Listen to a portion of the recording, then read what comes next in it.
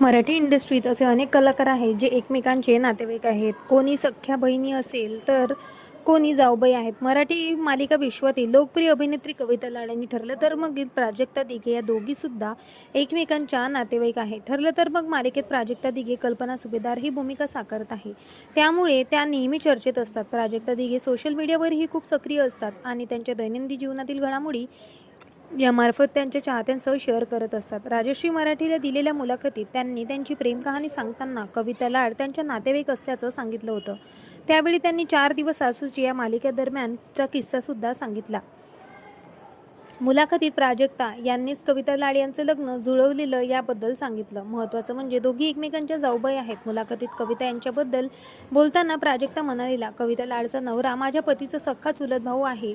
मीच त्यांचं लग्नसुद्धा जमवलेलं आहे. कविता त्यांच्या लग्नाबद्दल प्राजक्ता म्हणाला, मी 4 दिवस सासूची मालिकेत काम करत होते, तेव्हा कविताच्या लग्नाबद्दल तिच्या घरी चर्चा सुरू होती की घरनं म्हणतायत आता मुलं बघ वगैरे. तेव्हा मग मी तिला सांगितलं, बघ माझा दीर आहे, असा एकदम चिकना आणि सुंदर दिसतो. मग त्यांची भेट वगैरे करून दिली आणि त्यांचं लग्न जमलं.